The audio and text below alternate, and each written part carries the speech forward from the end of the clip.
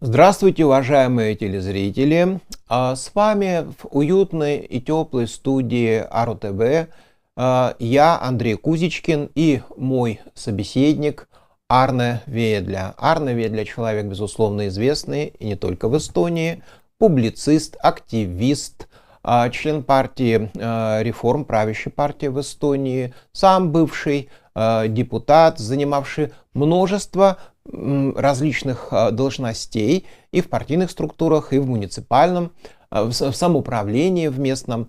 Так что его представлять лишний раз долго и много не надо. Он известен своими либеральными взглядами, убеждениями, поэтому мы с ним и дружим. Да, вот Андрей Кузичкин, колумнист газеты «Постимес», один из главных газет Эстонии. Он у нас в России был членом Союза правых сил, так что вот его убеждения. Человек он очень опытный, работал и в Томском областной администрации, заведовал культурой Томской области. Но, к сожалению, видите, Россия такая страна, что даже вот такие важные посты не помогают. Теперь он политбеженец в Эстонии. И, конечно же, не отказался от своих убеждений. Он у нас либерал и защищает эти убеждения и здесь, в студии АРУ-ТВ, комментируя политические события в мире.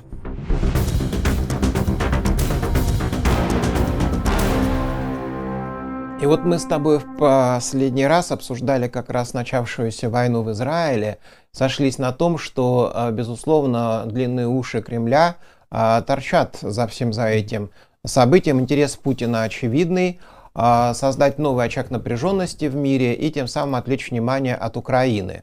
Как ты думаешь, получится? Конечно, получится. Мы же понимаем, какую огромную роль Израиль играл и играет в политической жизни Соединенных Штатов Америки. Если мы говорим о членах Конгресса, но понятно, что большинство членов Конгресса очень обеспокоены событиями вокруг Израиля, потому что их избиратели Америки требуют, чтобы они занимались этими делами. Как вы знаете, Америка оказывает ежегодно огромную финансовую помощь Израилю. И отличительно от Украины нету никогда никаких проблем, чтобы утверждать эту помощь Израилю. Поэтому, конечно, Израиль сейчас требует больше вооружения от Соединенных Штатов Америки, будет требовать, конечно, больше денег. А мы знаем, что, скажем, в Конгрессе очень уже там есть всякие там конгрессмены и сенаторы, которые не хотят там уже финансировать Украину в таком объеме, как это произошло как раньше это происходило. Да, как раньше это происходило. Дело в том, что здесь надо быть очень четким. Это не значит, что не будут вообще там поддерживать деньги Украину. Давать. Да. Такого нет. Это пугалка. Это нарратив Москвы, Кремля. Есть опасность, что они будут уменьшать поддержку Украины. И теперь вот новая тема Израиль, что, дескать, надо теперь побольше дать вооружения и финансовой помощи Израилю. Так что опасность это есть. И Путин, когда начал этот комбит, чтобы Хамас там что-то организовал против Израиля, конечно, имел это в виду. Конечно, имел это в виду. Люди хотят знать, а могла ли Украина что-то предпринять в связи с этим? Что вот это было известно, что Путин хочет организовать такую огромную событие там в Ближнем Востоке, что это единственная почти возможность. И могла ли Украина здесь вообще что-то делать, чтобы этого не случилось бы?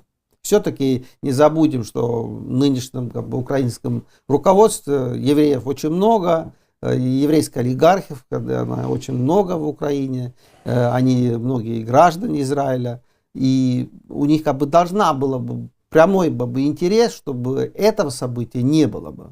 Но были ли у них возможности влиять на ход событий? Ну, это вряд ли, да, при всей мощи их. Такие события международного масштаба повлиять очень трудно. Но, с другой стороны, все это понимают, потому что все вслух об этом говорят, что, по сути дела, эта война отвлекает внимание от Украины, поэтому, естественно, идет риторика обратная, что ничего подобного Путин не дождется, мы, наоборот, эту поддержку усилим. Но вот, тем не менее, как я тоже мониторю украинскую прессу постоянно, вижу, некое напряжение возникло. Люди, не обремененные государственными должностями, прямо говорят, что, ну вот конечно, есть все-таки разница между Израилем и Украиной. Там, значит, при всем при том, это масштабная, но террористическая атака. Тут целая война. И тем не менее, как только в Израиле эта каша заварилась, тут же, значит, американцы свой авианосец посылают, тут же они сразу отправляют транспортные самолеты с оружием и обещают высокоточные бомбы и средства ПВО. А Украина всего этого ждет уже второй год и дождаться не может. Почему же такой разный все-таки подход, как ты думаешь? Ну, конечно же, это межгосударственные отношения. У Соединенных Штатов Америки договор с Израилем. Вот и все. Да, Израиль не член НАТО, заметьте. Давно могло бы быть членом НАТО, но он не член НАТО.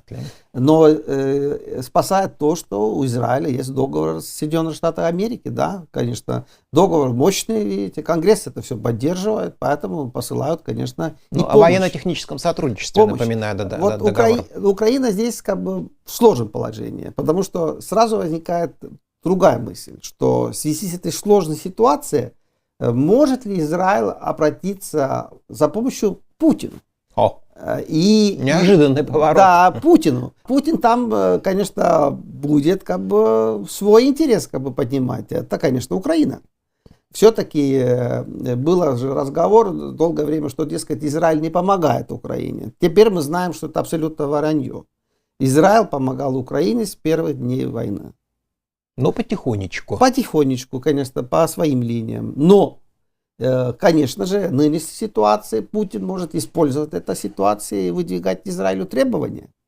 Не только по Сирии, по Ирану, но в том числе и вот по Украине. Но пока Израиль настроен очень решительно, конечно, раздавить, снести это гнездо террористическое, как они называют, сектор Газа. Хотя мы с тобой как-то говорили, что на самом деле там проблемы еще и внутриполитической элиты израильской. Почему все это стало возможно? Почему прошляпили и Цахал, армия Израиля, и разведка, то, что случилось, поскольку там нету доверия друг к другу полного внутри правительства. Более того, вот уже прям катастрофа случилась. Но случилась уже катастрофа, они сами говорят, что после Холокоста это вот вторая по масштабу такая катастрофа, массовая гибель мирного населения израильского.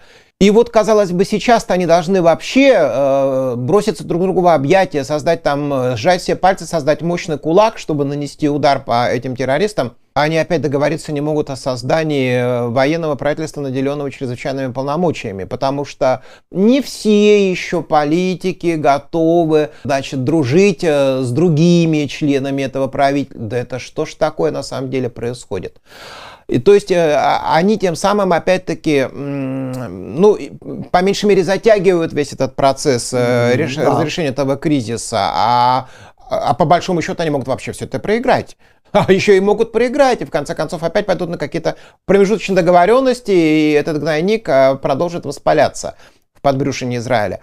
Ну вот, как ты думаешь, насколько все эти события в Израиле скажутся на политической ситуации и в Украине, и в США, и в России, где, как ни по странному стечению обстоятельств, во всех этих трех странах, сейчас это главные игроки на международной арене, выборы президентские должны быть в 2024 году. 7 марта, ну, в России-то мы, конечно, их выборами не назовем, плебисцит должен состояться, вечный народный сход по доверию Путину. 7 марта до 31 марта по Конституции Украины должны быть пройти выборы президентские в Украине, ну а в ноябре там уже и выборы американского президента. Кажется, как какой-то год прям вот роковой, это 24-й, как это все звезды так сошлись. Но не сшибутся ли эти звезды, пока они сходятся? Не полетят ли там такие искры, которые вообще мировой пожар разожгут? Что ты думаешь по этому поводу? Никакого пожара уже не будет, потому что уже Путина просто сил нету. Но другое дело, что он надеется. Я всегда говорил, что это такой странный человек, этот Путин. Это поражает, конечно. Он верит в чудо.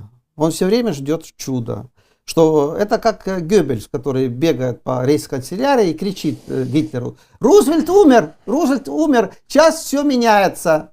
Вот такой и Путин. Да, дескать, вот Верит Байден... в силу чрезвычайных вот, обстоятельств. Да, Байден там проиграет, этот самый Трамп выиграет, там с Зеленским что-то случится, там, и вот, значит, наступает рай для Владимира Владимировича. Как бы, и мы победили. И мы победим, так сказать. Но вот так, как бы у него вот такие вот фантазии постоянно. Как бы. И поэтому, конечно же, эти все выборы очень важны. Важны выборы в Соединенных Штатах Америки. Будьте уверены, Владимир будет сильно заниматься этими выборами.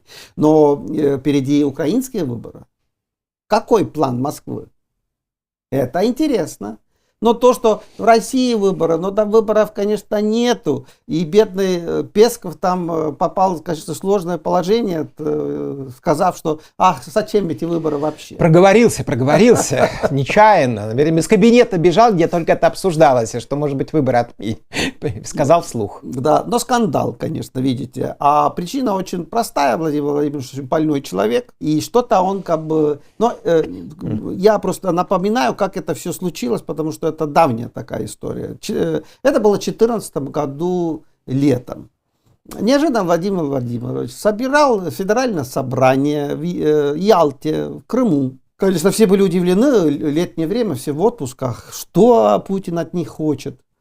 И как бы возмущение, просто возмущение было у людей, когда они видели, что никакого там, Путин, конечно, на сцене, но пульт как бы карабкается Жириновский. Просто несет, просто там что-то, какой-то текст. И все просто, зачем мы сюда приехали? Но, видите, текст Жириновского был очень важный.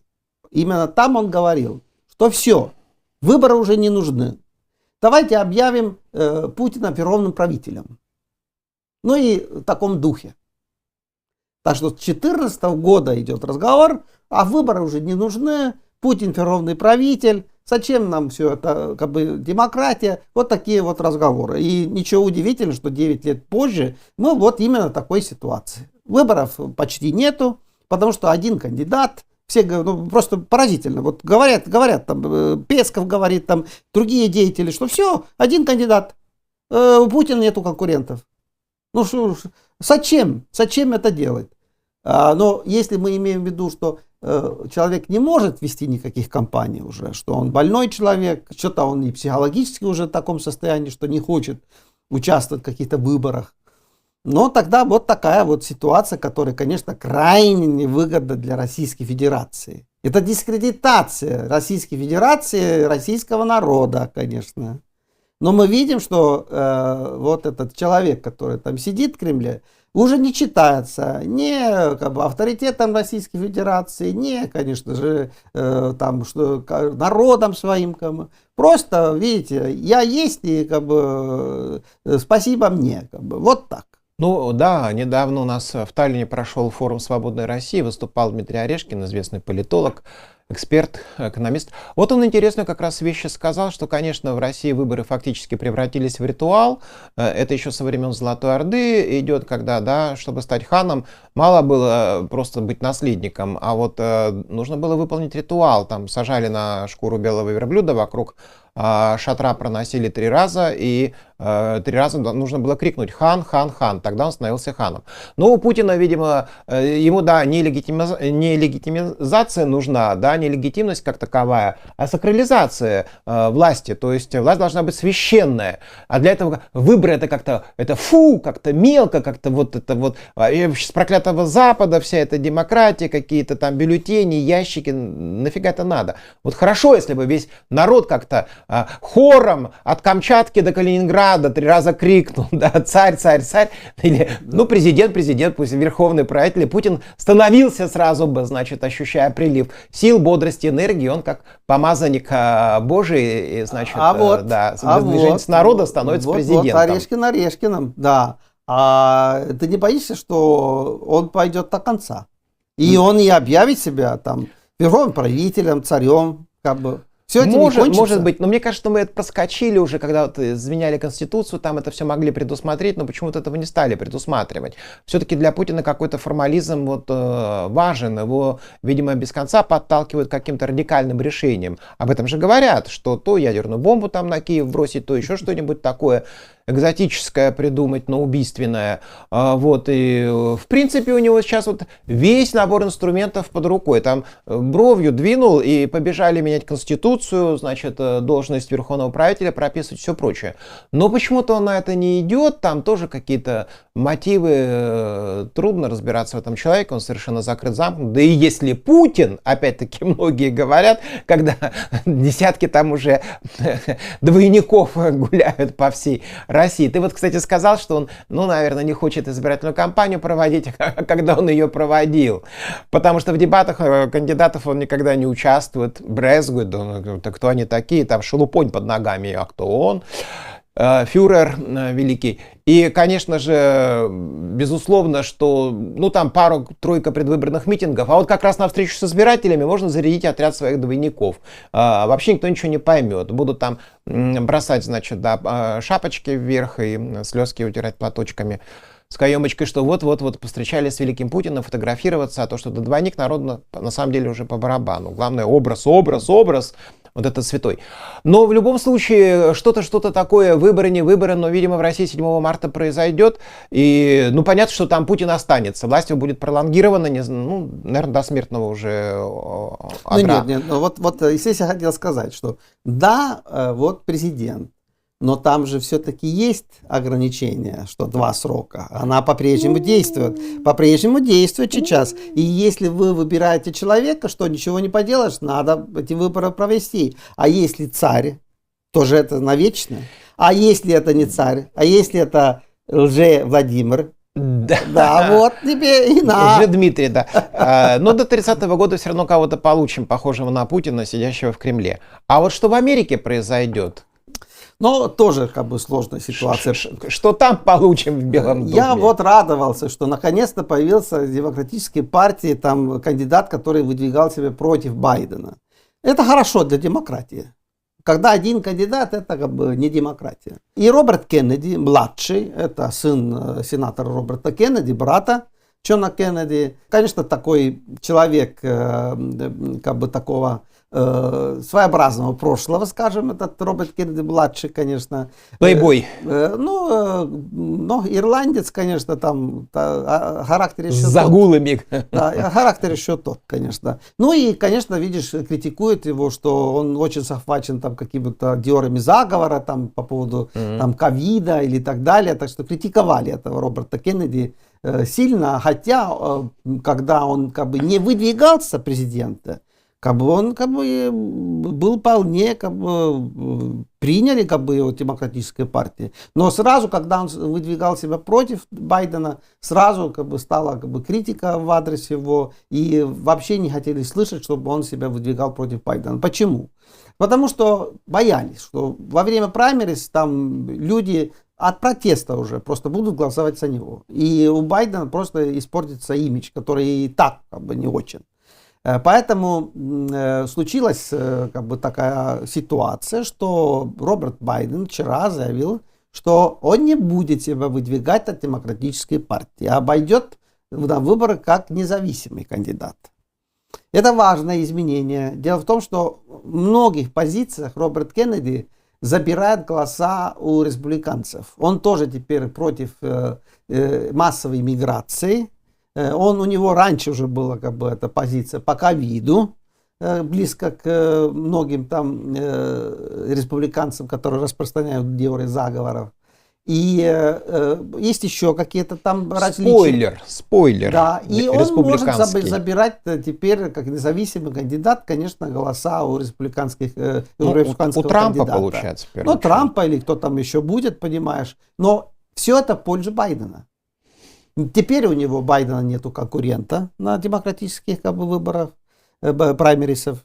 И появился человек, который может собирать голоса не у демократов. То есть у Байдена шансы есть? У республиканцев. Понятно, у Байдена то есть шансы есть, ты полагаешь? Да, социологи говорят, что вот они провели опросы, и люди говорят, что если будет Байден-Трамп, многие как бы, умеренные люди, там, Говорят, что нет, все-таки там, какой этот Байден не был, какой старый он не был, как немощный он не был, но они не будут выбирать Трампа, а будут голосовать за Байдена. Конечно, все в Америке зависит от экономики. Зыбко все, да. Да, если экономика будет в кризисе, Байден все равно проиграет, конечно.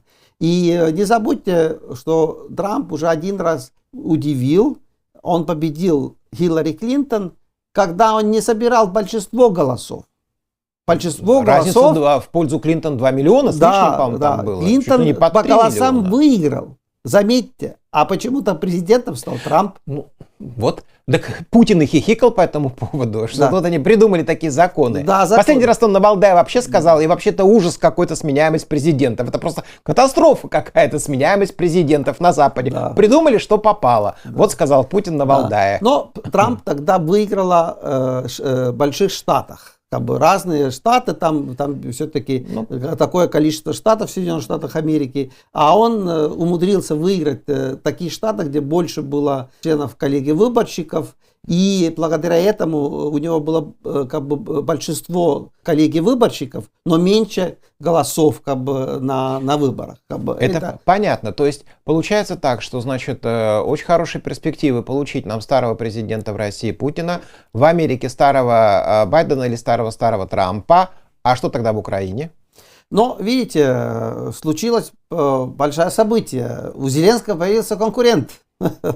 И случилось это в Таллине присутствие Андрея Куческина. Андрей Куческин собственными глазами мог видеть, как... И ушами слышать. Да, как Арестович, известный там... Очень известный. Да, очень известный Арестович объявился кандидатом президента Украины. Он будет кандидировать против Зеленского. Сейчас он уже не работает в администрации как бы, нынешней власти Украины. Он как бы в свободных водах как бы, плавает. Вот был на конференции российской оппозиции в Сталине, и вот решил, что объявить свою кандидатуру не в Киеве, не в Вашингтоне, а прямо в Сталине. Ну, получается так. Скорее всего, это, конечно, какие-то там политические интриги себе рейтинг Арестович, наверное, подкачивает. Другое дело, что вряд ли эти выборы в Украине вообще состоятся, потому что бюджет на следующий год Верховная Рада уже практически сверстала, а там расходов на проведение избирательной кампании нет, не заложено. Возможно такой вариант, что вообще выборы будут отменены в Украине? Но, президентские выборы. Это было... Парламентские уже отменили, они должны были быть в 2023 году, уже не случились. Но есть проблемы же, есть оккупированная территория, как провести как бы, эти выборы. Причин-то найти для этого много, но ведь Европа давит, насколько я понимаю, на Зеленского, требуя все-таки соблюдения демократии даже в условиях войны. Но видите, мы же говорим как бы серьезно, что Черчилль отменил парламентские выборы в Англии, потому что у него была там эта самая война с Гитлером, что ли? Ничего подобного. Были выборы, и Черчилль проиграл эти выборы. Хотя был победитель. Да, так действуют демократические страны. Я понимаю, что есть проблема. Зеленский уже боится, что он проиграет выборы в связи с сложной экономической ситуацией, которая есть в Украине. И военная не самая простая. И военная ситуация прям тоже. Скажем, до триумфов там еще очень далеко. Очень далеко. Да. И поэтому, конечно... Но есть такое желание там не провести эти президентские выборы. Но страна хочет стать членом... Репутация. Да, вот именно репутация страны. Репутация опять. Ты хочешь стать членом НАТО. Ты хочешь стать членом Европейского Союза. А выборы ты провести не хочешь. Хотя Черчилль во время войны выборы провел. Вот и все. Получается так, что все-таки есть перспективы и Путину, и Байдену, и Зеленскому сохранить свои должности. Конечно. С разной степенью легитимности. Да. То есть тогда получается, конечно, что ничего в мире не изменится. Но, правда, если придет Трамп, то, наверное, какие-то перемены неизбежны. Очень интересно обсуждать, конечно, перспективы того, что от нас совершенно не зависит. Но мы надеемся, по меньшей мере, поделились с вами, наши уважаемые зрители и слушатели, достаточно интересными размышлениями. А что нам еще остается этой осенью, когда уже грядут холода? Только согревать друг друга интересными новостями и любопытными рассказами. На этом мы, наверное, с вами попрощаемся. До следующего раза. Всего доброго. До свидания.